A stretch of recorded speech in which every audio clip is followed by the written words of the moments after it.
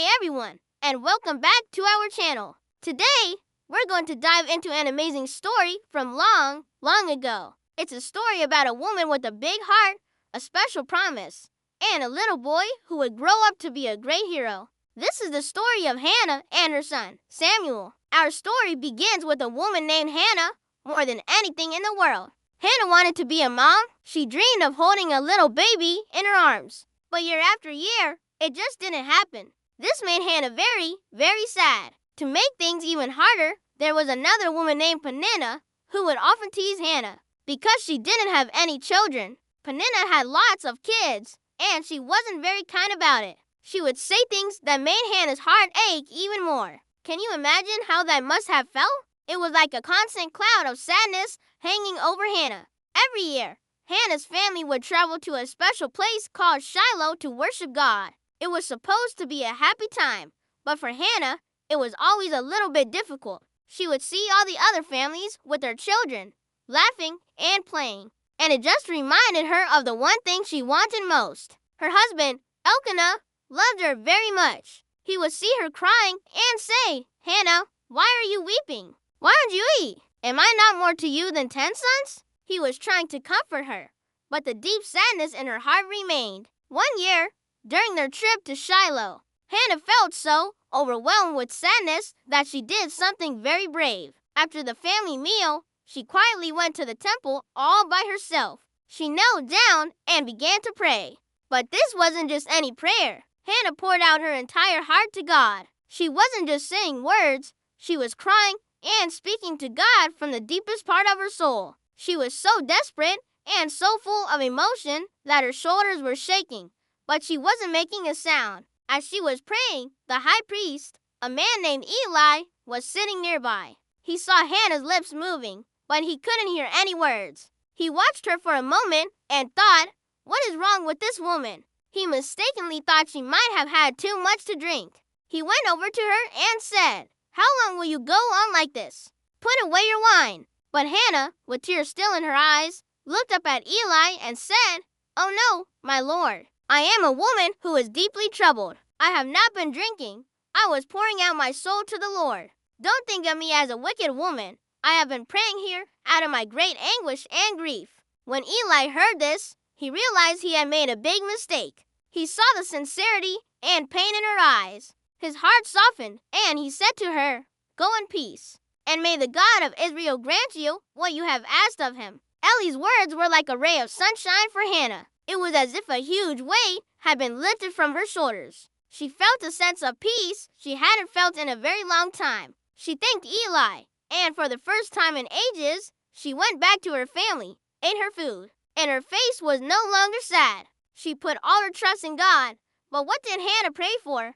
It was more than just asking for a baby. In her heartfelt prayer, Hannah made a very special and serious promise to God. She said, "Lord Almighty, if you will only look on your servant's misery and remember me, and not forget your servant, but give her a son, then I will give him to the Lord for all the days of his life." Well, what a promise! She was saying, "God, if you give me a son, I will give him right back to you to serve you forever." This showed just how much she trusted God and how dedicated she was. It was a promise of total gratitude and love. The family finished their time of worship in Shiloh and traveled back home. And guess what? God had heard Hannah's prayer. He remembered her.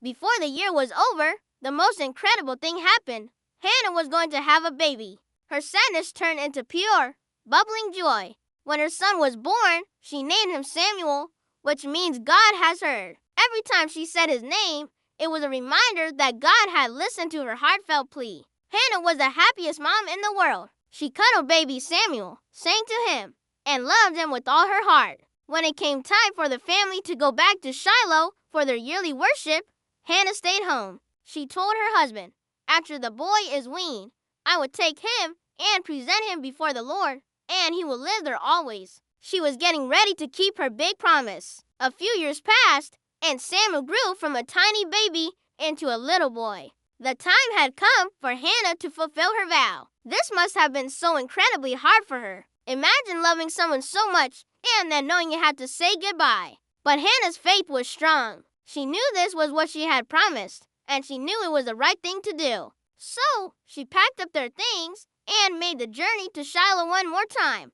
But this time, her little boy was walking beside her. When they arrived, she went straight to Eli, the high priest. Do you remember him? He was the one who had thought she was drunk. With Samuel holding her hand, she said to Eli, "Pardon me, my lord, as surely as you live. I am the woman who stood here beside you praying to the Lord. I prayed for this child, and the Lord has granted me what I asked of him. So now I give him to the Lord. For his whole life, he will be given over to the Lord." Can you imagine Eli's surprise? He must have remembered that sad woman from years ago. And now here she was, with the smiling little boy, fulfilling the incredible promise she had made. Hannah didn't just drop Samuel off and leave crying. Instead, she prayed another prayer.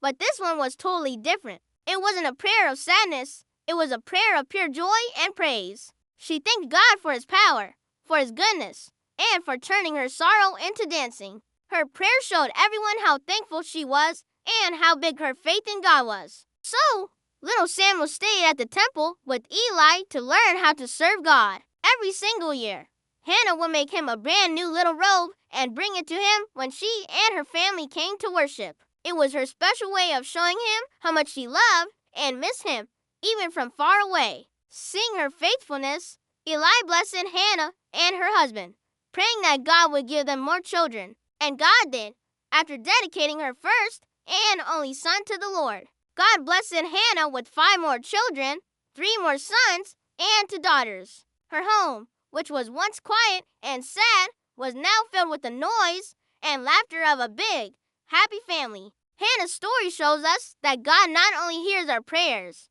but also blesses us beyond what we can imagine when we trust him completely. But what about Samuel? He grew up in the temple, learning from Eli. He wore his little linen robe and helped with the tasks around the house of the Lord. God was with Samuel as he grew up, and Samuel learned to listen to God's voice. He became one of the greatest prophets and leaders in the history of Israel. He was the one who would guide the nation and anoint its first kings, Saul and David. And it all started with his mother's prayer, a prayer from a broken heart filled with faith and a promise.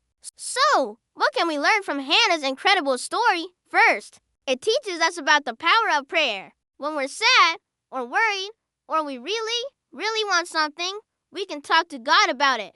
We can pour out our hearts just like Hannah did. She wasn't afraid to be honest with God about her pain. Second, her story shows us the importance of keeping our promises, especially the ones we make to God. It must have been the hardest thing for Hannah to leave Samuel at the temple, but she did it because she had given her word. Her integrity and faithfulness were just as strong as her faith. And finally, Hannah's story is a beautiful reminder that God's timing is perfect. She waited for a long time, and she faced a lot of heartache. But she never gave up hope. She trusted that God had a plan, and in the end, his plan was bigger and more wonderful than she could have ever dreamed. Her sadness was turned into joy.